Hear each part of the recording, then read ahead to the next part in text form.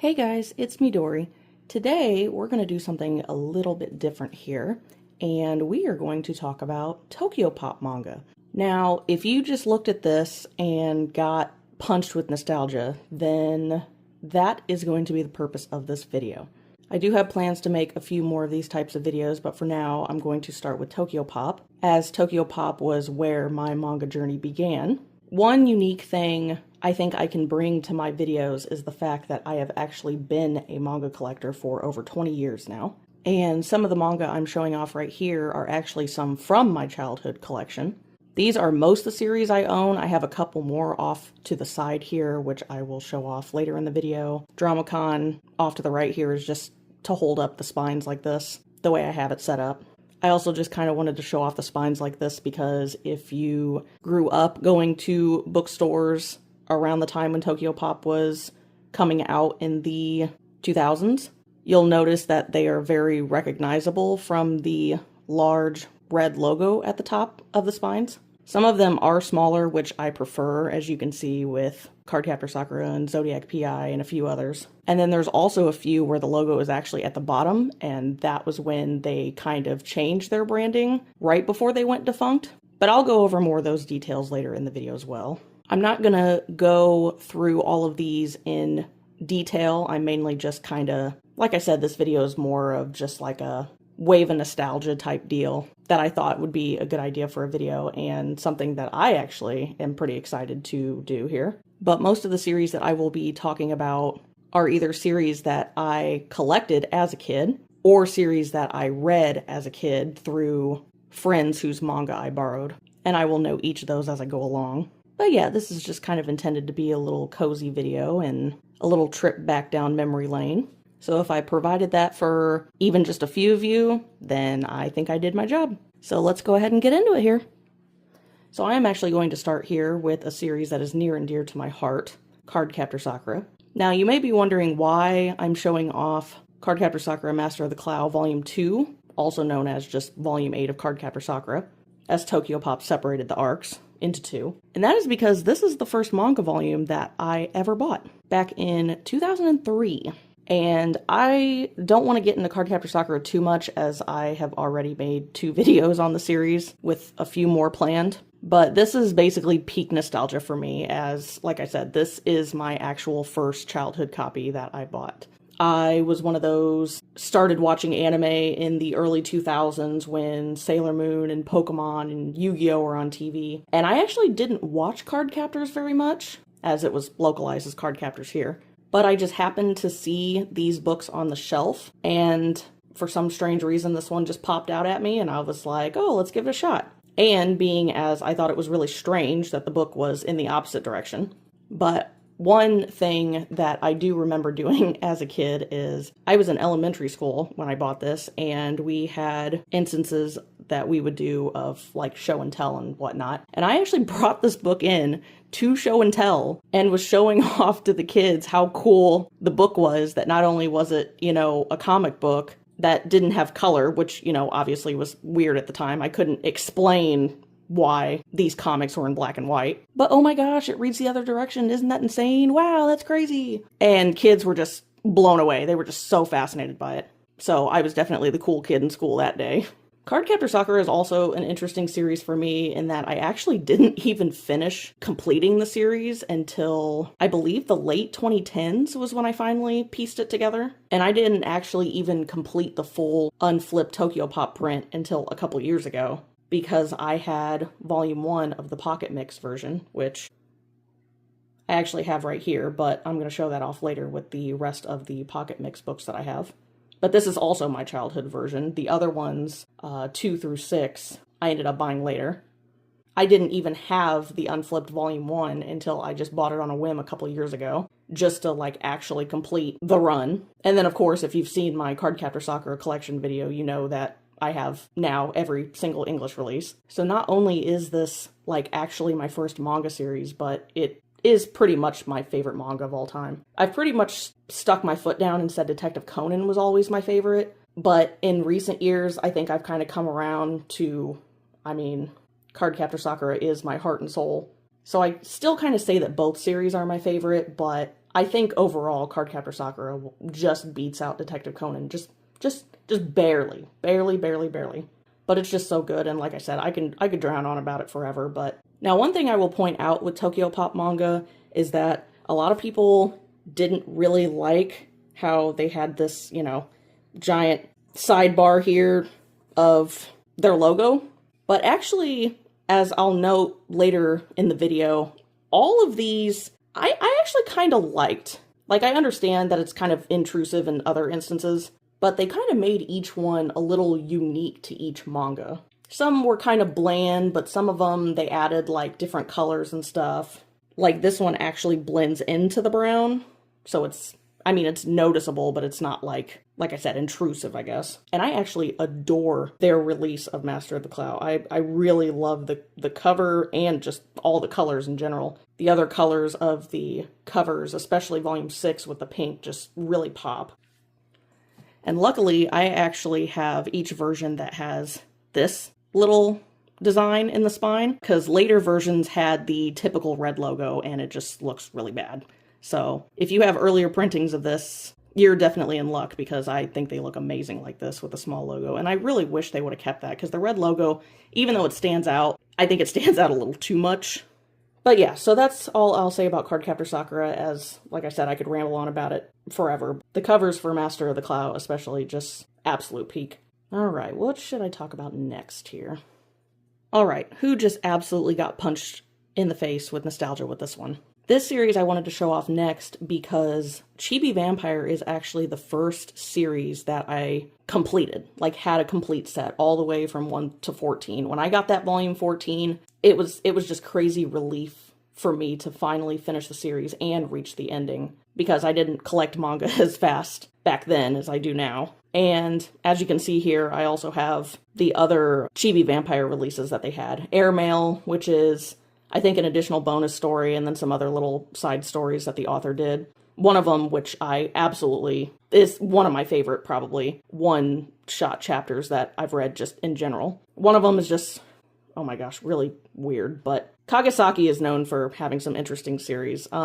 If you want to know an example, be cautious, but look up Oni-chan Control, and you'll see what I mean. I also have Bites, which was basically a fan book, which went through, you know, like, character descriptions, plot of the story till then, just a couple, I think, new illustrations. It's actually been a while since I flipped through it. And then the Chibi Vampire novel, which I actually own. I owned 1 through 7 as a kid, bought 8 later on, and unfortunately, Tokyopop went defunct before the last volume was released, so that really sucks. I read 1 through 6 as a kid, owned Volume 7 but never read it, and then I still haven't read Volume 7 and Volume 8. But as Volume 8 and 9, I think, are a pair, it's going to be really hard for me to even have the motivation to want to read it, considering I'm not going to be able to, like, actually physically finish it. But actually, there was a certain order that you were to read the novel. Like, I think Volume 1 of the novel came after Volume 1 of the manga, and then Volume 2 was, like, a little bit after Volume 2, I think kind of into Volume 3, because, like, certain events get mentioned from the manga in the novels. And that was actually how I ended up reading the novels, was I went through that format and I would finish where I was in the manga, and then when it said next to read the novel, like, oh, read novel 5 after such and such, that's how I read the series. As a kid, I had a lot of free time to read manga, so I read my manga, I don't even know how many times. Some I've read probably no less than like 10 times. One thing that's also kind of interesting looking at the covers of these is just how different Cutting's hairstyle ends up being. It's like never consistent at all. But I guess that also just goes to show Kagasaki's art evolution as the series went on. And you can definitely tell these are my childhood versions, because, like, what happened here? Did somebody take a bite out of this? One thing I do remember about Chibi Vampire is that I actually read it through a friend who had the first printing of the first volume. And if anybody remembers this, some people may have forgotten, or some people may just have not have even known. Chibi Vampire was actually first published in error. The cover of Volume 1 was actually on this side, and the back cover was on this side. Now, the manga was actually in order, but the cover was just completely wrong, and I don't have the error version, but my friend did.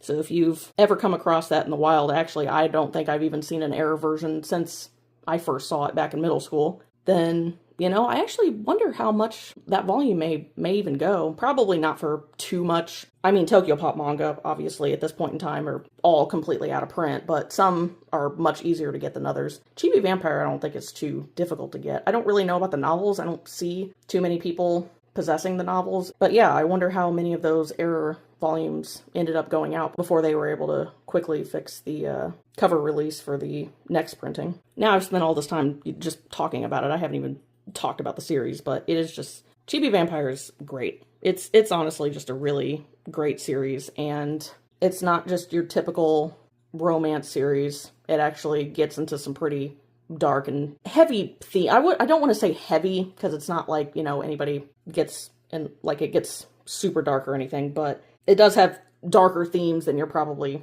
expecting later on. But if you know how the series ends, it is very bittersweet. I believe it wrapped up the series pretty well for what it could do. I mean, considering how the characters are and whatnot, but I don't want to, like, spoil anything, but the ending is very bittersweet, but I love this series. This is another series that's very near and dear to my heart. I wouldn't say it's, like, top 25 or anything. I mean, I've read plenty of series, but I've come back and revisited the series I don't even know how many times.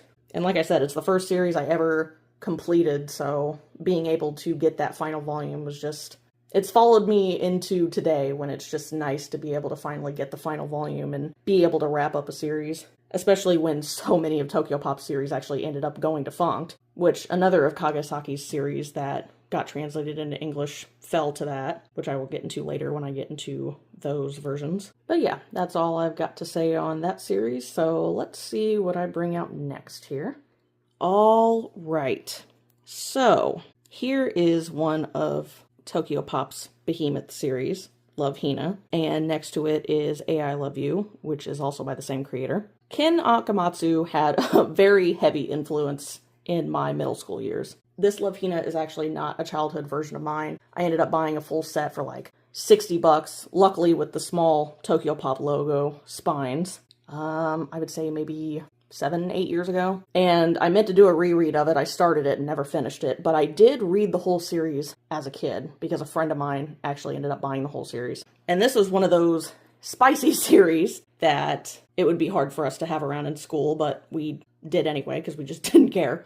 Actually, one of my friend's first manga series that she bought was Saber Marionette J. So if you know anything about that series, yikes, that was hard to read at school. She actually ended up getting Love Hina, and then another friend of mine borrowed the Negima manga from the library. So she actually ended up with Love Hina, and I loved Love Hina so much that I ended up buying I Love You, which was Ken Akamatsu's first full-length series, and Negima when that came out by Del Rey, which Del Rey will have its own video. So Negima won't be in this video because it's not through Tokyopop. But I was actually kind of confused when I first bought I Love You because the covers are actually from the new edition that came out later. So I saw the art style was very similar to Love Hina, and then I actually flipped through the book and I was like, wow, this art is bad.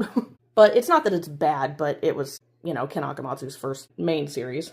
And I actually really ended up enjoying it. There were some volumes later on that had moments where I literally was like laughing out loud. And Love Hina did the same as well. Like, Ken Akamatsu just has a very interesting comedy style. And of course his series are, you know, ecchi. So both of these were series that I grew up with, and series that also kind of made me enjoy ecchi, surprisingly. Like when I was younger, I was like, ooh, this is kind of spicy. Like a middle schooler shouldn't be reading this, but I'm not like super headstrong into ecchi like I was when I was younger. I think that was more of just the taboo thing of just like owning something that had, you know, boobies and panty shots in it. But yeah, not too sure what else to say about those. I mean, if you grew up with Tokyopop manga, I would be surprised if you didn't at least come across Love Hina at some point. But reading Love Hina through my friend is why I even got into I Love You and Negima. And I ended up really adoring all the series very much. Alright, what do we have next here?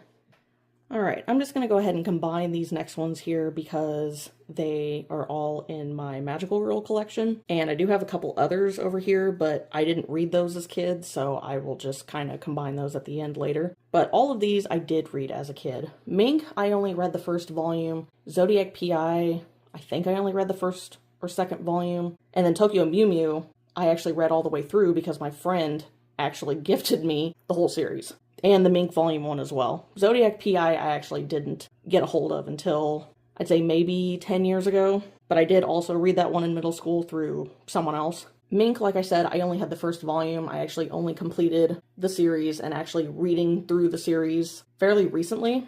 And the series is okay. It's your typical, like, kiddish shoujo series. But it's actually by the creator of Saint Tail, which is a series I have not read, but oh my lord, I think I really just liked Mink because I liked staring at the art. Like, I don't even think I really cared for the story.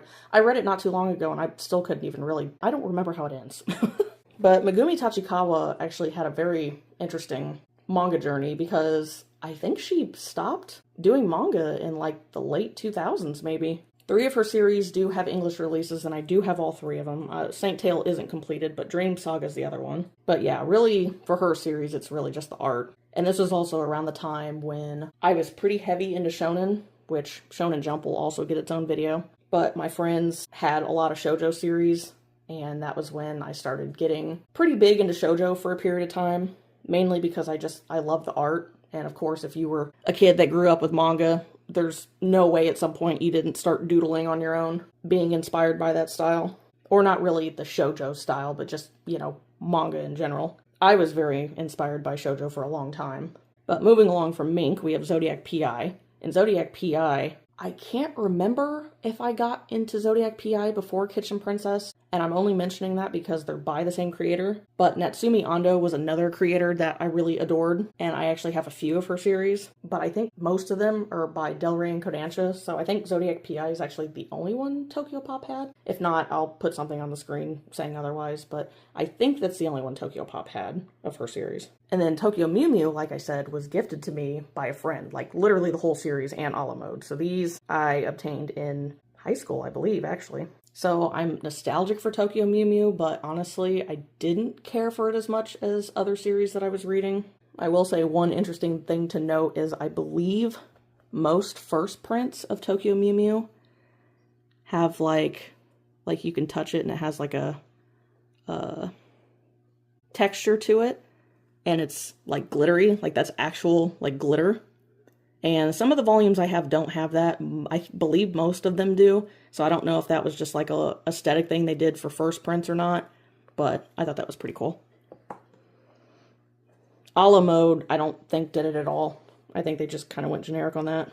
But yeah, most of these series are more tailored towards kids. So I definitely enjoyed them a lot when I was younger versus nowadays. Although I do still enjoy Zodiac PI quite a bit. I really just like most of Natsumi Ando's series. But it's a shoujo series I would definitely pick up to reread over some of the others. Alright, so we'll move along here. Alright, so here's Haruka Fukushima. And Haruka Fukushima is kind of like Natsumi Ando, where I really just kind of ended up getting all of her series. Now what's funny is I actually didn't read all of her series as a kid. She has another series that's in English through Del Rey. But Instant Teen is actually the only one I read when I was younger, through a friend of mine, the same friend who had Love Hina. We kind of collected a lot of manga together. Cherry Juice, I don't even think I came across until high school through another friend of mine who I believe has the whole series. And Keitamono Damono is another one I just bought fairly recently just because it was by Haruka Fukushima. All of her manga are definitely pretty interesting. But like I said, I really just got her series because I just really like her art a lot. Instant Teen, I did really adore a lot and have a lot of nostalgia for. And I absolutely love what Tokyopop did with the covers here, to where every volume cover looks like a different serial. Although I was actually interested to find out that they actually censored Volume 2's cover, because I didn't realize she was actually naked on the cover. So if you didn't know about that, there's some trivia there. But like, see, here's an example of Tokyopop doing things differently with their logos here. Like this one's supposed to look like, the top of a cereal box. And this one just has, just red, but got some little sparkly stars here. I mean, they're not like actually sparkly, but, you know what I mean. And the purple on the logo here doesn't really stand out too much. It kind of blends in pretty well. So I will say that I think they did a pretty good job with that at least. But yeah, these are series that I want to say should be more geared towards kids, but there are some light ecchi moments in pretty much most of these series. And I think in even one of the author's notes, Haruka Fukushima even mentions that she really likes drawing the female body. And you can definitely tell that with, everybody having insanely lanky limbs. And Instant Teen is literally about a child who turns into a model teenage girl through a medicine. So I'm sure Fukushima had a lot of fun drawing that series. Like I said, I didn't even know about Keitamono Damono until a couple years ago, and I read it, and it is just very interesting. I actually don't even think the series got completed, because I think it actually got canceled. And I don't mean through Tokyopop, like, actually the Japanese release got canceled, so it only has like 3 volumes. But all of Fukushima's series are pretty short anyway. But yeah, I think there actually is a very short sequel to Instant Teen in Japanese that only got 1 volume, but we never got that release here. But yeah, I've got just a few more series I want to talk about here before I wrap things up, so let's pick out the next ones here. I don't really have a category for these. These are just a few more Tokyopop manga I own that I read as a kid. None of these are actually childhood versions. These were all read through different friends of mine. Magical X Miracle was one that I really just kind of liked for the art. I think I only read like the first volume as a kid and then just ended up buying the rest on a whim a few years ago. Vampire Doll, I only read the first few volumes as a kid, and yet again was just another series I ended up getting for cheap and finally finished pretty recently. Deers, oh boy. Deers was another series that I read through a friend of mine. I think she only owned the first 5 volumes, so I actually didn't finish that one until recently as well. Deers is another one of those very ecchi series that I really just kind of enjoyed staring at the art for. And Deers is actually another series that got covers censored. If you're not aware, the cover of volume 8 is actually censored because they took the bare part of her outfit in the back as she's facing the opposite direction and actually colored it in blue. And then volume 5 got completely overhauled, probably because of the way the main character of that cover was sitting. So if you ever wonder why all the covers had different characters on it except for the final volume, except for volume 5, that would be why. Which I believe to be kind of funny because, I mean, this isn't the original cover art of Love Hina in Japanese for volume 1. And in volume 2, they're naked. In volume 10, they're naked. Volume 5, Naru's ass literally accompanies the entire cover pretty much. So don't know why they took liberties in some areas and didn't in others, but what are you gonna do? But when you look at the cover of volume 1 of Deers, you kind of know what you're getting into. I actually finished reading the series pretty recently, and it was kind of a chore to get through, actually. I do love Peach Pit's art, so that's always a plus, but I think the series kind of dragged a little bit. But I picked it up on a whim because, you know, another series I picked up for nostalgia reasons and then ended up reading it, and I was like, oh, don't really like the ending here.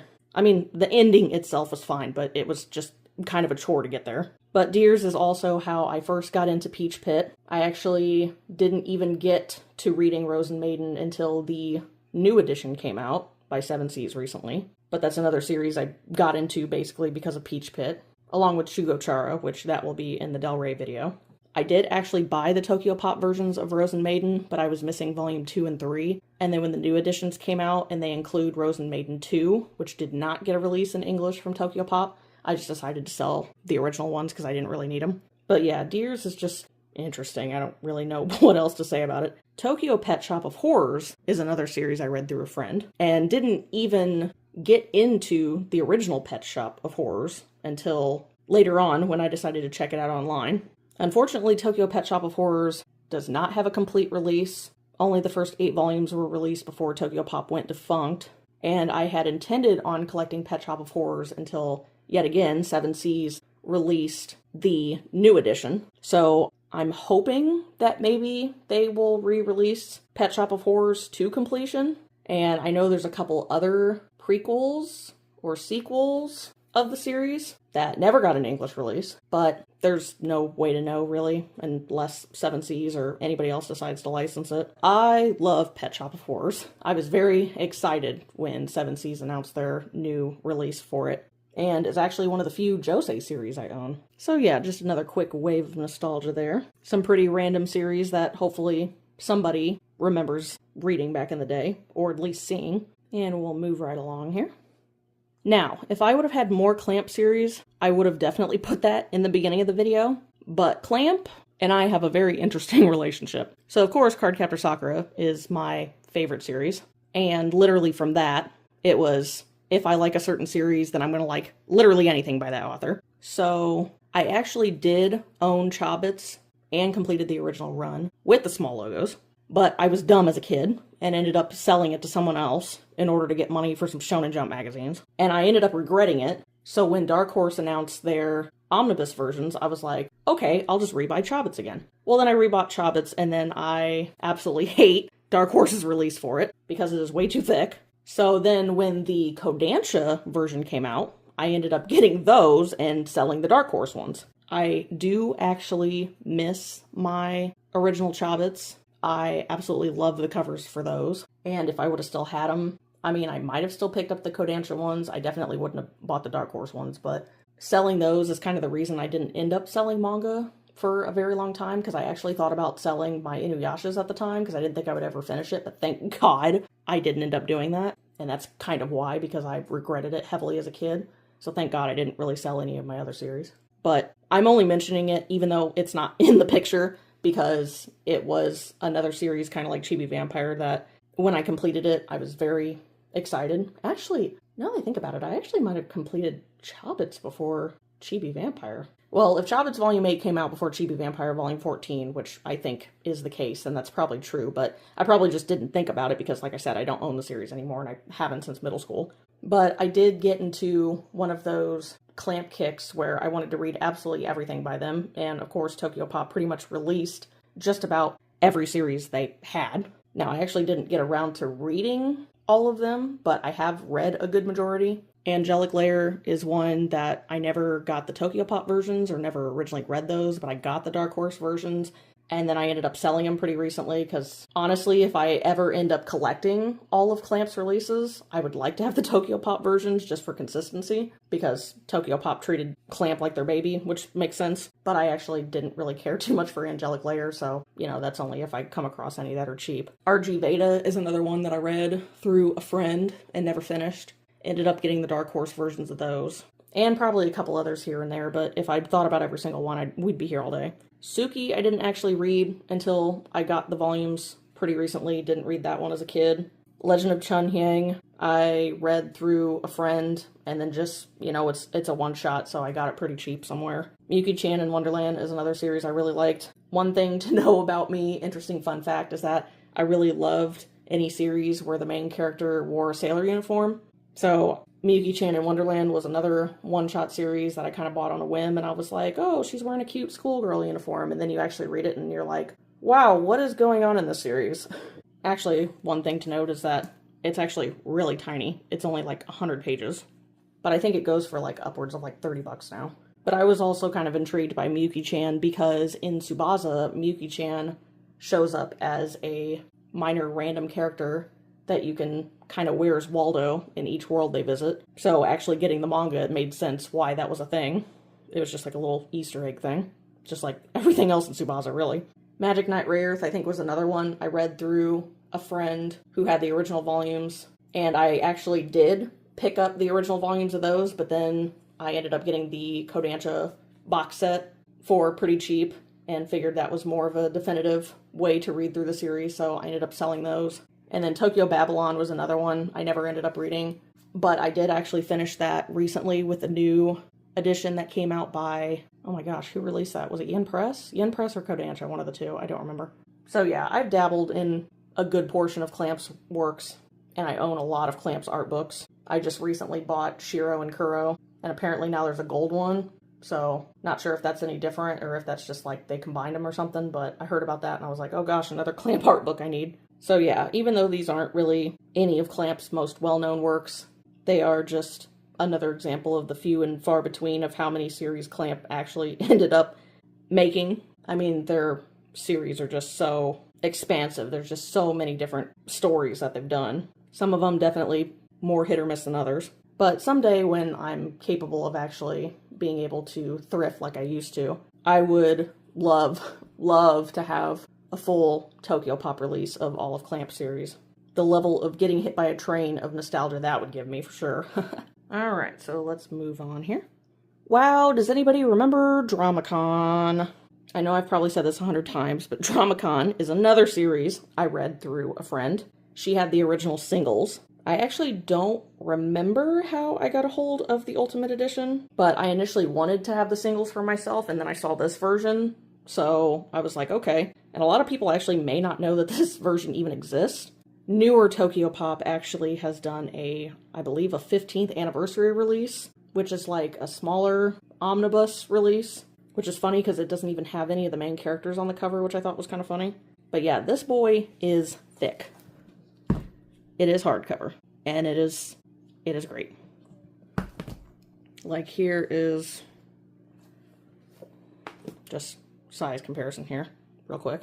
So it's pretty beefy. Dramacon is pretty much one of the only manga releases I have by a non-Japanese artist. And when I was a kid, I was kind of snooty about that idea of reading series that weren't by Japanese artists. I don't know why. I was just a dumb kid. But don't ever turn your nose up at that, especially nowadays when like manhwa and manhwa, the Chinese version, are getting a lot more popular. But back then that was a rarity, even though Tokyopop really pushed for releases that weren't by Japanese creators, which I thought was cool, but apparently there's a whole backstory into how that worked, but I'm not going to get into that. I don't really know too much about that, but I know there's videos out there about it. But if you don't know anything about the series, I would definitely say go look it up. If you know anything about Svetlana Chamkova, which I'm sure I'm pronouncing that wrong, so sorry in advance, she's actually come out with a few releases recently that are like more actual comics than, like manga. But I think she wrote the Brave series, I think it's called, which I'm pretty sure that's pretty popular from what I'm aware of. But she's also done a couple other series as well. I haven't really read any of the other ones. I really wanted to get into them, but just never did. I think she did one that was like Nightmare School or something, which I think Yen Press had the rights to. I think I read the first volume of that, but never ended up completing it. But yeah, if you were interested in just anime conventions with a touch of actual drama and comedy, it could actually go for drama com as well, then this is a great series. Like, it's like laugh out loud funny. A friend of mine actually came to stay over at my house when I had this, and she was interested in it. She was like, oh, what's this? And I was like, oh, you should read it, it's kind of good. Didn't think she would read the whole thing in one night, but she did. Like, I could not get through to her for like an hour straight. I was like, you want to hang out? And she was just like, no, I want to keep reading this. So I was like, okay. And she loved it. So it's the kind of story you can ignore your friends for, I guess. But it is really good, and I could not praise it enough. Like I said, I really don't even know how I got a hold of this. I don't know what this version goes for. I think the singles kind of go pretty cheap, and the recent omnibus edition may still be in stock. But if you have an opportunity to check this one out, please do. Like, seriously. It's only 3 volumes, and it's well worth it. So we're going to scooch this one to the side here for our next topic here. Just going to mention this one real quick.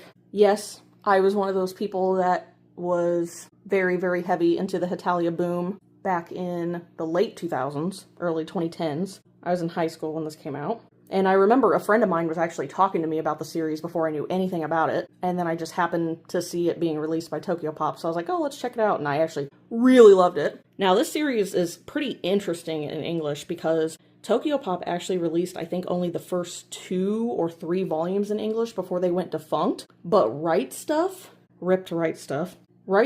actually gained the rights, I guess, to self-publish the rest of the series. So I was able to actually fully complete the series a few years ago, thankfully, because I don't know if anybody's ever going to re-release the series, and World Stars never got a release in English either. So I feel like this is one of those series where, like, if you were there, you were there, and if you weren't, well, the time has passed, especially now, because I think these volumes actually go for quite a bit. This actually isn't my high school copy. Unfortunately, I lent it to a friend of mine, and she ended up losing it, unfortunately, so I had to rebuy it, but this was actually an interesting series to come late into Tokyopop's initial era. And the series is also kind of interesting because it kind of came out to accommodate the 4-Coma release. So, yet again, it is just a little bit bigger than their regular releases. But yeah, if you, for some reason, don't happen to know what Hetalia is, countries personified. And there you go. Alright, just got a couple more to show off here real quick.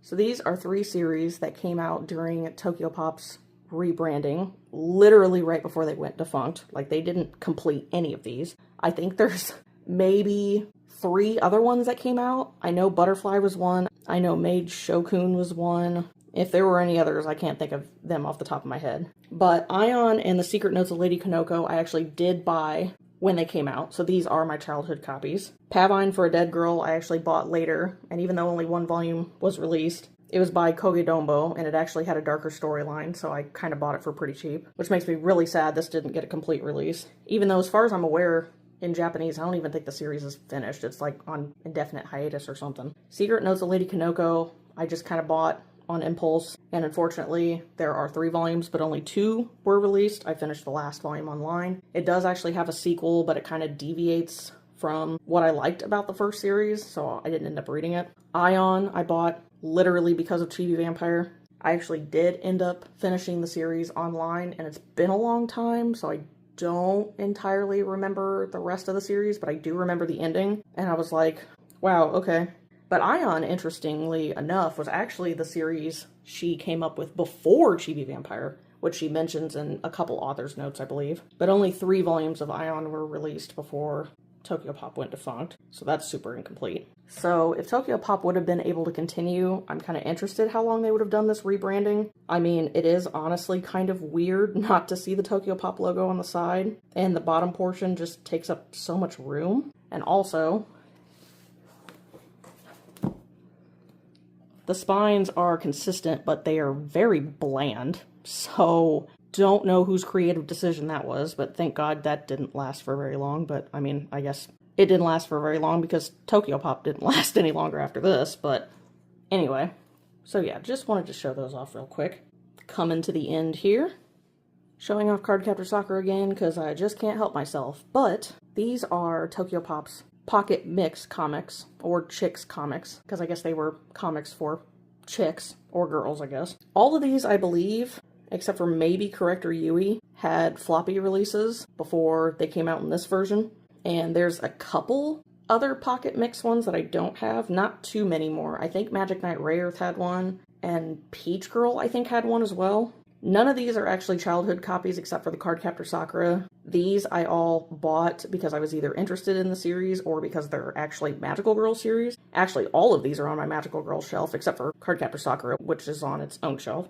Saint Tail, as you can see, I don't have volume 1, so I just put volume 7 in here because I like the cover.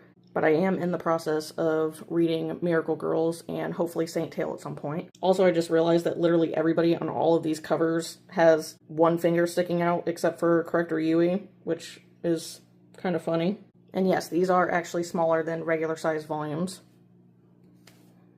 I know I keep bringing out Chun Hang, but it's just sitting on the top of this pile here. But yeah, so there's like a size comparison. They were actually supposed to be reminiscent of actual Japanese volumes. Okay, since I just mentioned it, I actually went upstairs to get a Japanese book to compare. And, I mean, this is a little bit bigger, but, I mean,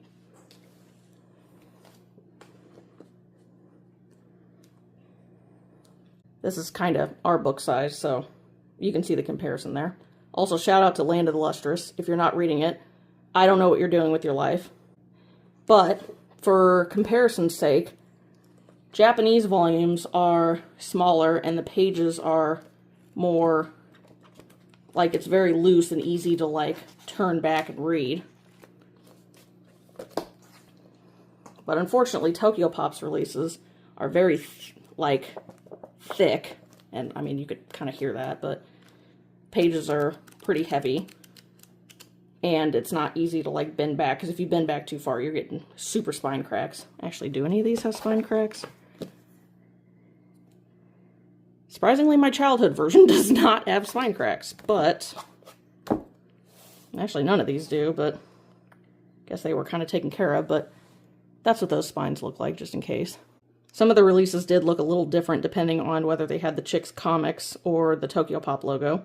And there are some versions of Cardcaptor Sakura that don't have this cover art, and some versions of Sailor Moon that do. I think Miracle Girls is the same way, so it just kind of depends on which printing you have. But yeah, just wanted to show those off real quick. And one more set to look at here before we wrap up. Here are just the rest of the Tokyopop series that I own. None of these are childhood versions. I got these 3 because they were Magical Girl series. I literally just got this one because it was by the creator of Kiniro Mosaic, but this one actually only has 1 volume before Tokyopop went defunct, unfortunately.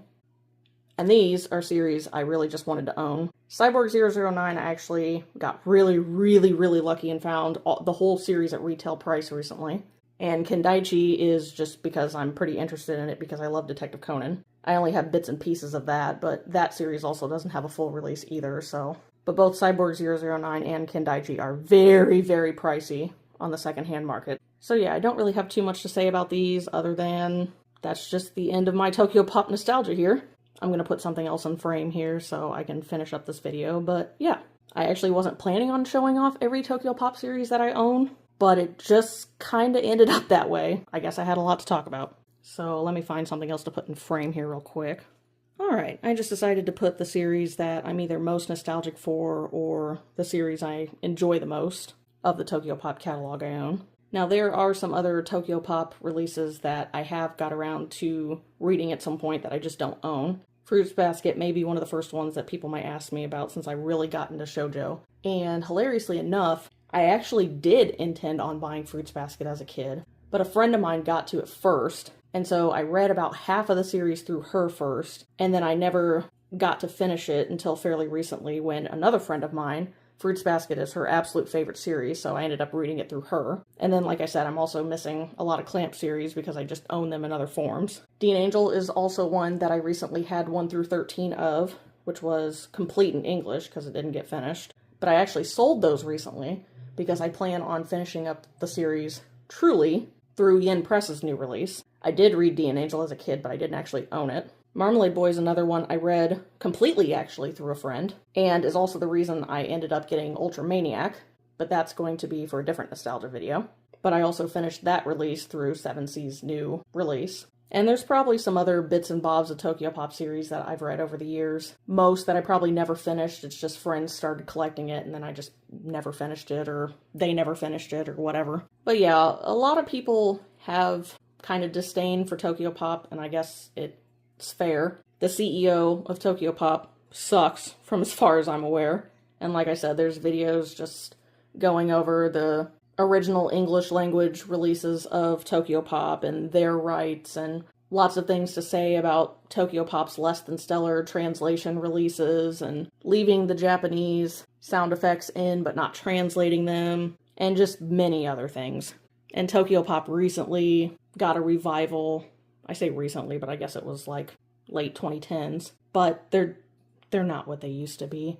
Pretty much everything they release now is either BL or GL, which I'm all for more GL releases. I don't really care for BL, but yippee for them, I guess. And I guess a lot of Disney releases, because that's, when they came back, I think all they released was Disney manga. So they're really just a very unfortunate shell of their former selves. Like, no matter what you have to say about the company, you really can't deny their impact on just manga stateside in general. Like, Viz and Dark Horse are like the OG powerhouses, but Tokyopop was also one of the first to actually release their manga unflipped. Like, they even had a stamp on the back that said 100% authentic manga, because they were all for pushing the whole unflipped release. I can't say if Tokyopop was the first, but if they weren't the first, they were definitely the biggest in pushing it. And for me, who grew up collecting manga in the mid-2000s, all the way up until now, I guess. But for that period of time, bookshelves at stores were dominated by either Shonen Jump manga or Tokyopop, basically. And regardless of anything else, if it wasn't for Tokyopop, we really wouldn't have all of these amazing series, which luckily a lot of them are getting newer re-releases, thankfully. And a lot of them are pretty cheap to find on the secondhand market. Some of them, like Cyborg 009 I mentioned earlier, or Kendaichi, or quite a few others, like Lupin or Initial D, are basically insanely expensive on the secondhand market, although Initial D is actually getting a re-release. And another thing is that many of these artists I even ended up following to even modern day because of Tokyopop. Most of the artists I actually have featured here are several examples of that. Natsumi Ando I followed into the Del Rey releases. Ken Akamatsu I followed into Negima. Clamp led me to Tsubasa and Triple X Holic, which I followed through Del Rey. And plenty others. So, even though Tokyopop had its numerous flaws, when you talk about manga in English, you can't help but talk about Tokyopop at some point.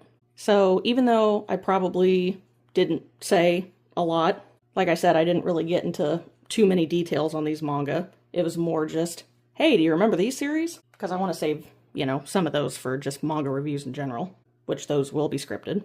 I still had a lot of fun making this video. This has actually been a pretty good time for me. Not to say that I don't enjoy making my other videos, but considering how the world is nowadays, it's just a lot of fun, especially for me, to just pick up one of these books and just go back in time to when I was a kid, And maybe I was grounded for doing something dumb, or maybe I was mad at my parents one day and I was like, oh, I wish I could run away from home, or remembering terrible fights between my friends and stuff like that, There's always bad sides to when you're a dumb kid, of course.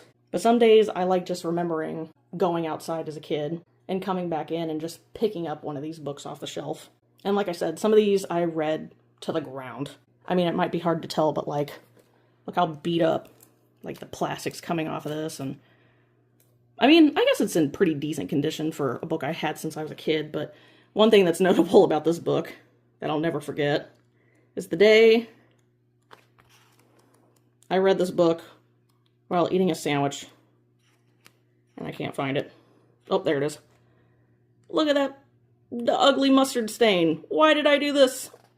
Why did I do this? But you know what? It just kind of goes to show the love I had for these books, that I just read them as many times as I did. And yes, I was one of those kids that read books when I was eating. I always had to be doing something while I was eating. So, you know what I mean?